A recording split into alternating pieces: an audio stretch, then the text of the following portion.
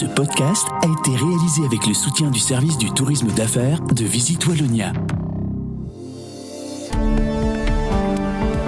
Vous écoutez Z sur 7, le podcast quotidien de Transcanal Z. Aujourd'hui, c'est le 1er février. Votre podcast aujourd'hui est écrit par Arnaud Huard et animé par Jean-Pascal Ledoux. Bonjour à toutes et tous. Aujourd'hui, dans votre nouvel épisode, 8 milliards. C'est ce que l'État a pu prélever grâce au précompte mobilier de l'an dernier. Un chiffre en hausse. C'est vrai que depuis une dizaine d'années, on assiste à une augmentation progressive de l'imposition des épargnants, des investisseurs. Ensuite, le cinéma belge, c'est pas du cinéma. Alors on a une très bonne filière d'audiovisuel. Ça va des écoles de cinéma jusqu'aux techniciens, aux réalisateurs, aux comédiens, aux auteurs. On verra en détail ce que cette industrie représente pour l'économie belge. Et pour finir, nous retrouverons le regard décalé d'Hamid Faljaoui sur les accusations et le traitement des données de la start-up chinoise DeepSeek. Restez à l'écoute.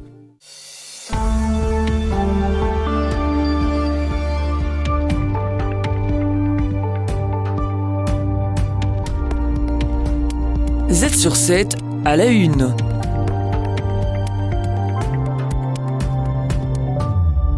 L'an dernier, l'État belge a récolté plus de 8 milliards d'euros grâce au précompte mobilier, aux taxes sur les comptes titres et aux taxes boursières. Une hausse de 39%, soit 2 milliards 400 millions de plus qu'en 2023. Un record. Nicolas Claes, coordinateur Testachat Invest, nous en parle. C'est vrai que depuis une dizaine d'années, on assiste à une augmentation progressive de l'imposition des épargnants, des investisseurs, à travers notamment l'augmentation du précompte mobilier qui était à l'origine de 15%, qui est maintenant passé à 30%, progressivement à 30%. Il y a d'autres taxes aussi qui sont rentrées en vigueur, donc la taxe sur les comptes titres par exemple, qui va peut-être augmenter lors à la formation du prochain gouvernement, c'est un projet en tout cas. La hausse des taux d'intérêt du marché a également joué, mais pas autant que le bon Van Petegem. Il a favorisé la mobilité de l'épargne, mais aussi la concurrence entre les banques à l'échéance du bon d'État. Nicolas Claes, encore une fois. Une partie de cet argent, quand le bon d'État est arrivé à échéance, a été réinvesti dans des obligations, dans des comptes à terme, dans des bons de caisse.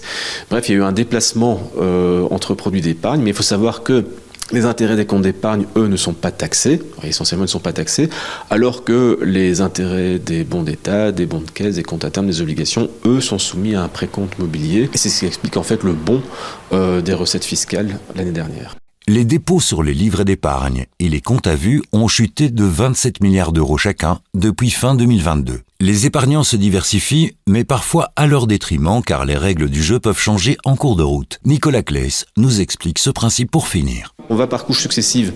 On rajoute un impôt par-ci, un impôt par-là, on l'augmente, et finalement ça ne donne pas un cadre, clair et stable pour l'investisseur. Quand on investit pour le long terme, pour 5 ans, 10 ans, 20 ans, et on a besoin de savoir au départ à quelle sauce on va être mangé par le fisc. Et si les règles changent tout le temps, ça crée une certaine forme d'instabilité. Les prochaines recettes de l'État en la matière pourraient encore augmenter. La supernote de Bardo-Wever propose d'augmenter la taxe sur les comptes titres et celle sur les plus-values. Z sur 7 à la une. Pandore, La Trêve, Into the Night ou encore Knock-Off. Les séries belges rayonnent en Belgique mais également à l'étranger. Des séries à l'image d'ennemis publics que l'on retrouve même sur Netflix. François Toued, administrateur de l'Union des producteurs, nous parle de ce phénomène. Alors on a une très bonne filière d'audiovisuel. Ça va des écoles de cinéma jusqu'aux techniciens, aux réalisateurs, aux comédiens, aux auteurs. Je pense qu'on a montré les dernières années, notamment avec le Fonds des séries belges, que quand on travaillait main dans la main entre la création, la culture, l'économie et les diffuseurs, on arrivait à toucher notre public et à faire des œuvres qui marchaient non seulement en Belgique, mais qui fonctionnaient très bien à l'international.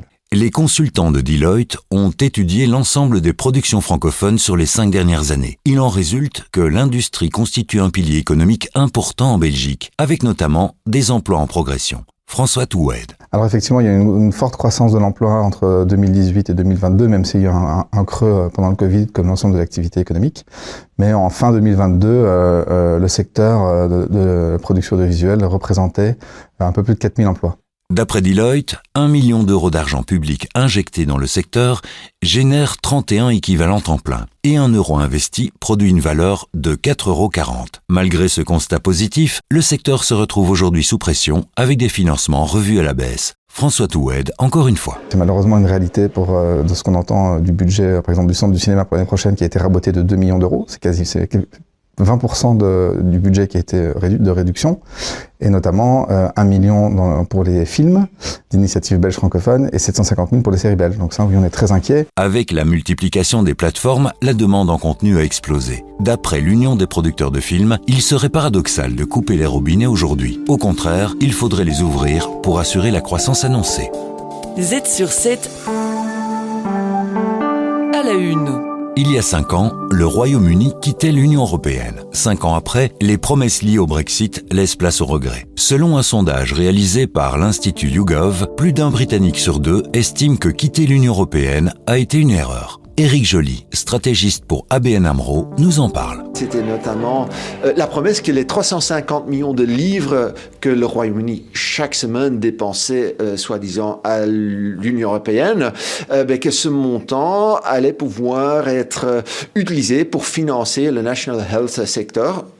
En base annuelle, on parlait déjà d'un montant de 18 milliards de livres, beaucoup d'argent. En réalité, il s'est avéré qu'on ne parlait que de 9 milliards, toujours beaucoup d'argent. Mais dans les faits, on a quand même constaté qu'effectivement, le gouvernement britannique a investi davantage, mais certainement pas suffisant. La situation actuelle des hôpitaux est d'ailleurs problématique et, selon Éric Joly, symptomatique de la situation économique britannique. Les économistes britanniques, qu'ils soient eurosceptiques ou pro-européens, s'entendent sur un point. La sortie de l'Union européenne a affecté négativement l'économie nationale.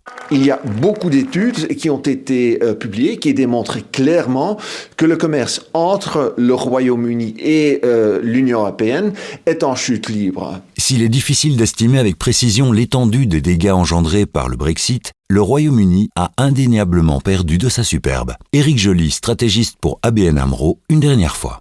La place financière de Londres, qui était une place qui était mondialement connue et reconnue, mais on a constaté qu'il y a quand même pas mal de sociétés financières qui ont quitté la capitale du Royaume-Uni. À l'heure actuelle, l'économie britannique tourne au ralenti et la tendance s'accélère depuis l'annonce d'une hausse d'impôts. Un retour du Royaume-Uni au sein de l'Union européenne n'est pas au programme, mais le nouveau gouvernement exprime tout de même sa volonté de repenser ses relations avec l'Union européenne. Z sur 7, le regard d'Hamid. Hamid Faljaoui, rédacteur en chef de Trends Tendance, décrypte le fait économique de la semaine. Après avoir ébranlé les marchés, DeepSeek est dans le collimateur de l'autorité de protection des données. Hamid Faljaoui revient sur le traitement des données de la start-up chinoise. Tout d'abord, vous n'êtes pas tout à fait d'accord avec ces accusations. Alors, j'en sais rien. D'ailleurs, je sais même pas si ceux qui accusent DeepSeek d'avoir volé des données ou d'avoir pris un chemin un raccourci, si je puis dire, avec la loi, auront raison ou pas. On le verra. Il y aura des enquêtes sans doute qui sont sans doute en cours. Tout ce que je sais, c'est que on accuse effectivement DeepSeek d'avoir volé des données. On crie au scandale, on crie à la triche. Je rappelle simplement que OpenAI, qui fait partie de ceux qui crient au loup, a entraîné ChatGPT sur des milliards et des milliards de données sur le web sans payer les droits d'auteur. Voilà. Et que donc, pour entraîner cette IA, eh bien, elle a regardé des milliards d'articles, de bouquins, d'encyclopédies, de posts postés sur les réseaux sociaux. Et là, on n'a pas crié au vol ou à l'ignominie.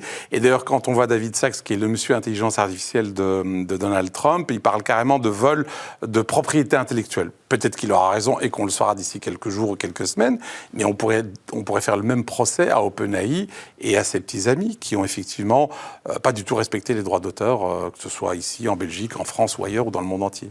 C'est quand même un paradoxe. TikTok est un bon exemple. Pour rappel, le réseau social avait subi des accusations d'espionnage pour le compte du Parti communiste.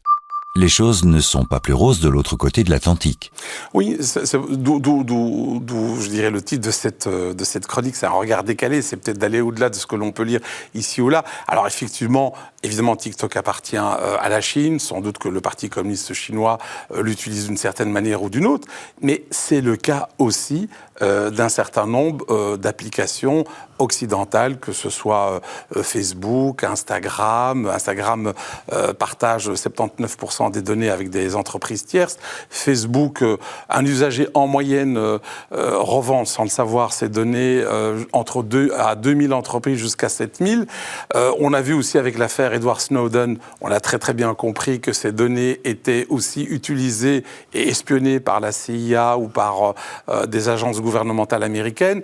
Et donc on a l'impression que l'Occident s'arroge une sorte de pureté. Et en fait, quand c'est chinois, c'est un vol. Et quand c'est occidental, c'est une innovation. C'est pas tout à fait exact. Pour finir, quelle est la leçon que l'on peut tirer de cette histoire ?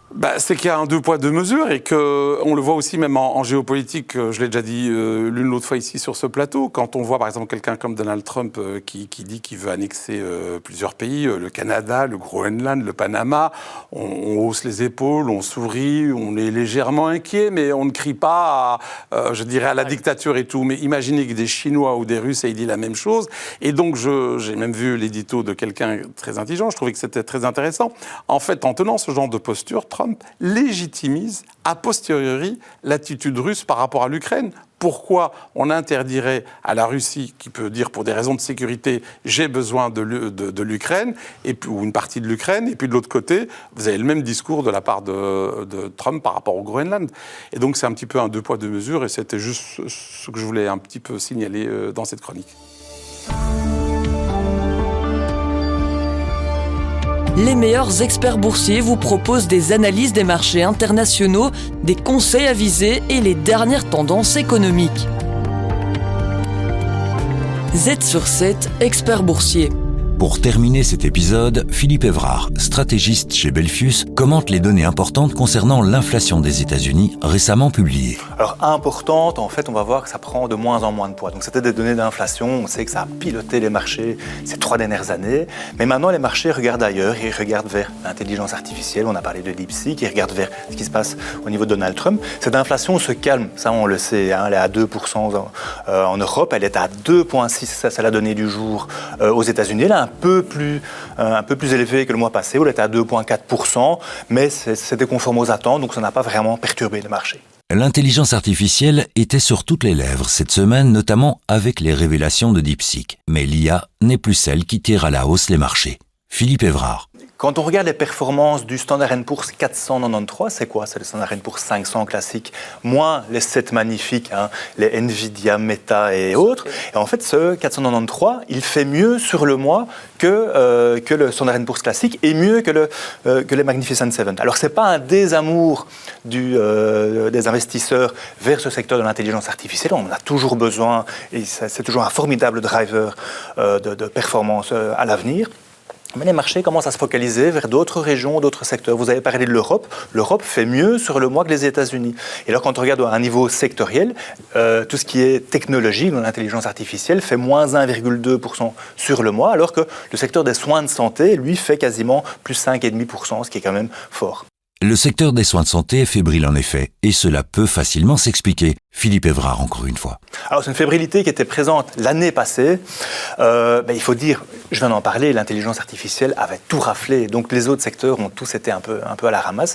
Il y a eu aussi un autre phénomène qui était Robert Kennedy Jr., qui est le présumé futur ministre de la Santé aux États-Unis, qui a eu des positions assez controversées, que ce soit par rapport à la position par rapport au vaccin, ou par rapport à, par exemple, la maladie de Lyme. Il a eu des propos en disant que c'était une maladie qui a été créée pour des raisons militaires. Bon, ça a fait un peu tiquer beaucoup de personnes. Il est en train de passer son assessment. Il est sur le grill au niveau du Congrès à ce moment-ci. Donc, la semaine prochaine, on va voir s'il sera confirmé ou non. Mais ce sera un élément qui pourra rassurer le secteur des soins de santé parce que ses positions ne sont pas des plus claires. Et voilà, maintenant, vous êtes bien au courant. N'oubliez pas de vous abonner à la chaîne de Z sur 7 pour ne pas manquer un seul de nos épisodes. Et le programme de demain ? Demain, nous aurons un nouvel épisode avec l'invité du Trends Talk. Baptiste Lambert reçoit Nicolas Beckert, professeur en communication politique à l'IEX, l'ULB et Sciences Po Paris, pour parler de basculement idéologique au niveau politique. Restez à l'écoute. La Wallonie est la destination idéale pour vos événements professionnels. Infrastructures de qualité, cadres inspirants et services personnalisés, séminaires, conférences ou congrès, mais également des idées pour vos team building. profiter d'un environnement accessible, moderne et naturel. Rendez-vous sur visitewallonia.be.